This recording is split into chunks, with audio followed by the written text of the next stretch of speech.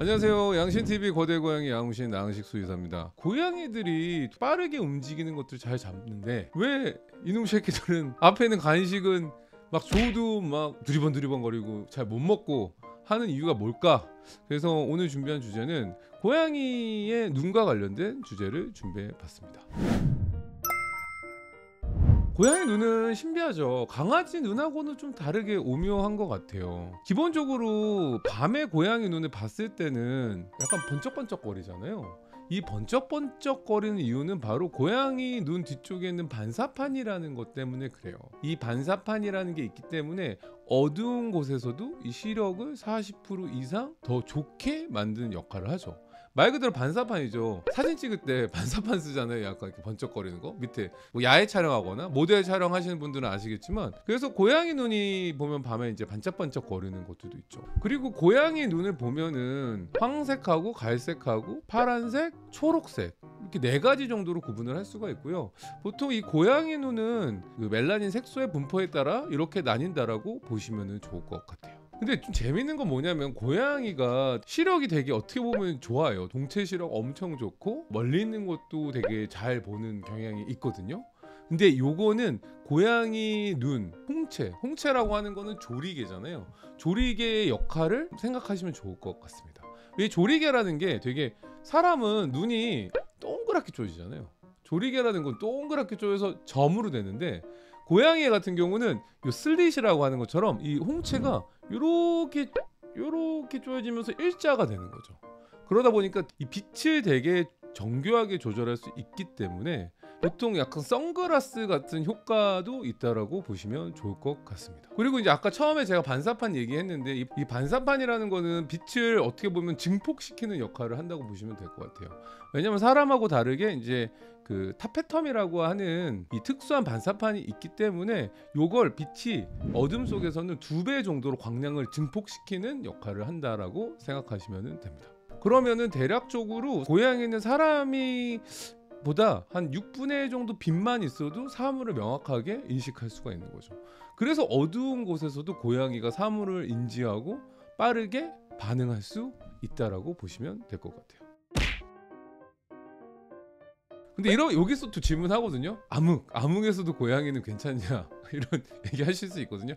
암흑에서는 아무도 사물을 볼 수가 없어요. 단지 고양이의 경우에는 조그만 빛이 있다면은 그 빛을 증폭시킬 수 있는 반사판을 갖고 있기 때문에 사람보다도 훨씬 효율적으로 빛을 활용할 수가 있다라는 거예요. 근데 꼭 고양이 눈 생각했을 땐 뭐 장점만 있는 건 아니에요. 고양이들 얘는 이렇게 앞에다 대줘도 먹지도 않고 코로 킁킁대? 약간 이런 경험이 있으실 텐데, 뭐 이런 것도 있지만 고양이는 색을 잘 구분을 못합니다. 시세포 중에는 색을 구분하는 원추세포가 있고, 그 다음에 어둡거나 밝은 걸 구분하는 간상세포가 시신경 세포에 있는데, 보통 야행성 동물, 그러니까 고양이 야행성 동물이잖아요. 야행성 동물에는 보통 이 원추세포, 그러니까 색을 구분할 필요가 없는 거죠. 대부분 흑백이잖아요. 그렇지 않아요? 밤이 어두우니까 뭔가 색을 구분할 필요가 없어요. 근본적으로 야행성 동물인데 뭘 컬러풀한 세상이 필요하겠어요. 그렇기 때문에 원추세포가 없거나 부족한 경우가 많은데, 고양이의 경우에는 간상세포가 훨씬 더 많이 발달되어 있고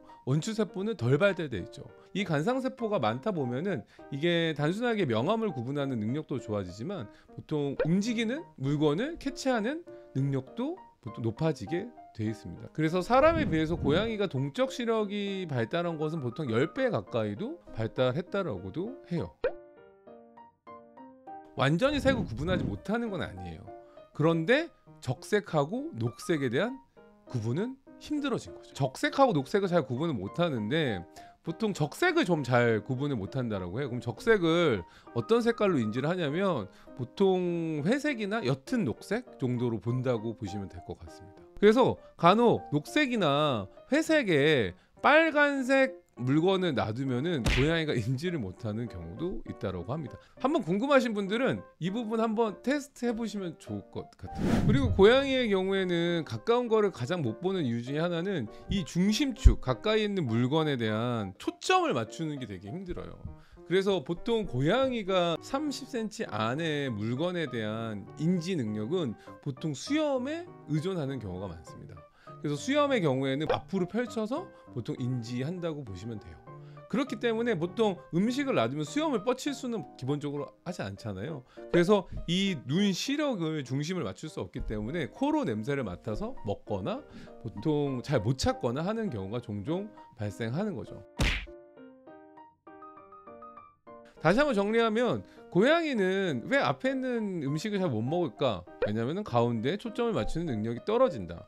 그러므로 수염에 의존해서 앞에 물건을 인지하는데 사냥감이 아닌 이상 가만히 있는 물체를 먹을 때는 수염을 확 앞으로 당겨서 먹지는 않기 때문에 잘 초점을 못 맞추는 경우가 많다라고 보시면 될 것 같고요. 그리고 야간의 시력은 사람 6배 정도 야간 시력은 발달돼 있다라는 거. 그리고 움직이는 동체 시력 또한 10배 정도 사람보다 높다라는 거. 대신 정록생맥이 있기 때문에 원추세포가 적기 때문에 빨간색을 제대로 인지할 수 없다라는 거.